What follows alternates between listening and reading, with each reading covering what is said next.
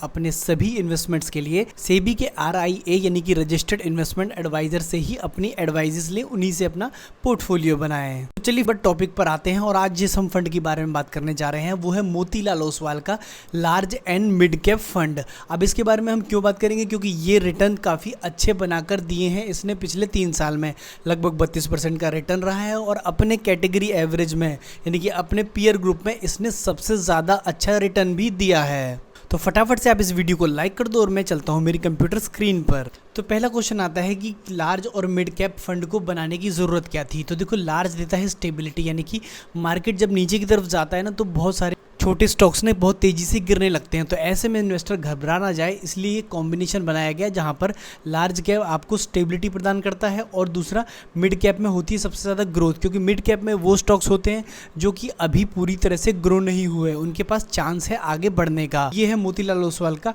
Large and mid cap direct fund growth. अभी currently इस fund का प्राइस जो है वो NAV 36 रुपये पर यूनिट वैल्यू चल रहा है। NAV यानी कि net asset value per unit cost of that mutual fund है ना। अब इसके रिटर्न की अगर बात करें तो वो 32% का है। 32% क्या, CAGR यानी कि कंपाउंड एनुअल ग्रोथ रेट 32%। अब इसका क्या मतलब हुआ, तो देखो अगर तुम 100 रुपये जमा करते हो तो तुम्हें बैंक उस FD पर 8% के आसपास का रिटर्न देता है मैक्सिमम, है ना। यानी कि हर साल तुमको 100 रुपये पर 8 रुपये मिल जाते हैं। लेकिन अगर तुम यहाँ इस म्यूचुअल फंड में इन्वेस्ट कर रहे हो तो तुम्हें लगभग 32% रिटर्न मिल सकता है ऑन एन एवरेज, जो यहाँ पर करेंटली चल रहा है ना। तो ये 3 साल का इसका एवरेज है जो कि 32 रुपये पर है ना। इस फंड को ज़्यादा समय नहीं हुआ, ये सिर्फ 5 साल पुराना फंड है। तो अगर किसी ने 3 साल पहले इसमें 1 लाख रुपए लगाया होता तो लगभग 2,32,000 रुपये उसके पास आज की डेट में होते, ठीक है। यानी कि डबल से भी ज़्यादा का रिटर्न हुआ। अब अगर इस फंड की वैल्यू रिसर्च रेटिंग की बात करें तो वो है 5, यानी कि परफेक्ट रेटिंग मिली है। ऐसे ही क्रिजल से इसको 4 रेटिंग मिली है, जो कि अपने आप में एक अच्छी रेटिंग है। अब इस फंड का साइज की अगर बात करें तो क्योंकि ये फंड सिर्फ 5 साल पुराना है तो ये अभी लगभग 9,000 करोड़ के आसपास पहुंच गया है।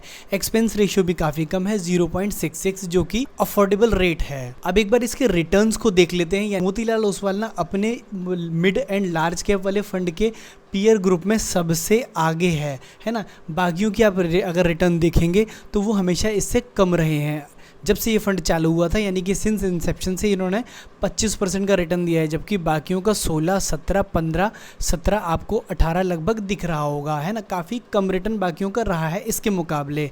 लास्ट 3 ईयर की बात करें तो उसमें भी ये 32% रिटर्न बना के देता है, जबकि बाकी लोग 27 से लेकर के 24 तक के आसपास रिटर्न बनाकर देते हैं। लास्ट 1 ईयर में भी काफ़ी रिटर्न नीचे आया है सभी फंड्स का, बट मोतीलाल ओसवाल यहाँ पर भी आपको 23% का रिटर्न बना के देता है, जो कि बाकी सबसे आगे है ना। एक्सपेंस रेशियो की बात करें तो वो भी ऑन एन एवरेज ठीक है।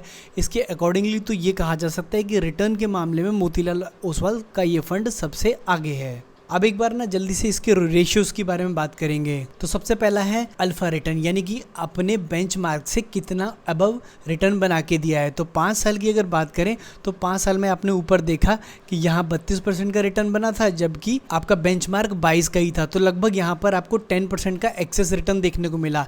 ऐसे ही सिंस इंसेप्शन में अल्फा 8 पॉइंट आगे है, 8% ज़्यादा रिटर्न बना के दे रहा है ना। अब बात करते हैं शार्प रेशियो की, यानी कि ये रिस्क के ऊपर मिलने वाला रिटर्न है। मतलब यानी कि हर 1 रुपये के रिस्क के लिए हमको 1 रुपये 25 पैसे का रिटर्न मिलता है, जो कि अपने आप में शानदार है।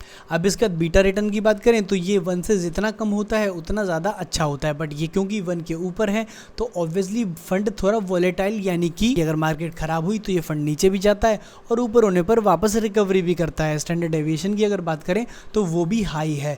हालांकि स्टैंडर्ड डेविएशन कम होना चाहिए, क्योंकि ब्लू चिप फंड में अक्सर ही ये 14 से 17 के बीच में होता है स्टैंडर्ड डेविएशन, जबकि यहाँ पर आपको थोड़ा हाई देखने को मिल रहा है। अब इसके बाद फटाफट से ना इसकी होल्डिंग की बात करते हैं। अब होल्डिंग बात करना क्यों ज़रूरी है, क्योंकि होल्डिंग यानी कि जिन स्टॉक्स में इन्होंने पैसा लगा रखा है, जिन स्टॉक्स में इस फंड के पैसे इन्वेस्टेड हैं, उसको भी जानना जरूरी है। तो पहला है इटरनल, वो एक रिटेल कंपनी जोमेटो है ना। जोमेटो का आपने नाम सुना ही होगा, ठीक है। जोमेटो अभी करेंटली इटरनल बन चुकी है और इसकी ना सबसे ज़्यादा इन्वेस्टमेंट है इस समय मोतीलाल ओसवाल के साथ ही।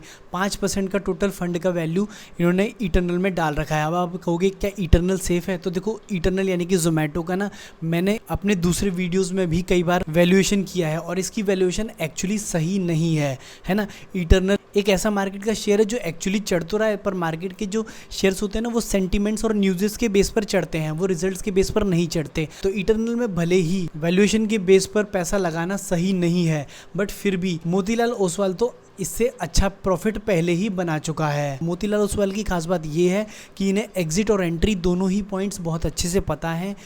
Before that this stock will go down, यानी कि इसमें लॉस होना शुरू होगा, उससे पहले ही मोतीलाल ओसवाल इस शेयर से एग्जिट कर जाएगा। होल्डिंग में दूसरा शेयर है ट्रेंट लिमिटेड, इसके बाद है भारत डायनामिक, इसके बाद है भारत इलेक्ट्रिकल, भारतीय एयरटेल, वारी इंजीनियर्स। अब मैं बताऊं, सारे के सारे जितने भी अभी आप शेयर की होल्डिंग देख पा रहे हो ना, ये वैल्यूएशन के बेस पर तो उतने खरे नहीं उतरते हैं, बट फिर भी मार्केट रिटर्न के बेस पर ये बहुत अच्छा परफॉर्म कर रहे हैं। तो overall mid and large cap fund Motilal Oswal के बारे में हम ये कह सकते हैं कि ये फंड जो है ना बहुत ज़्यादा अपने वर्क के साथ कमिटेड हैं और इन्वेस्टर के लिए रिटर्न देने के लिए तत्पर हैं। आप इस फंड के बारे में क्या सोचते हैं मुझे कमेंट सेक्शन में ज़रूर बताएं, और अगर इससे जुड़ा कोई सवाल हो तो वो भी आप कमेंट सेक्शन में लिख सकते हैं। वीडियो पसंद आया हो तो इसे लाइक कर दें, चैनल को चाहें तो सब्सक्राइब कर लें। तब तक के लिए थैंक यू सो मच।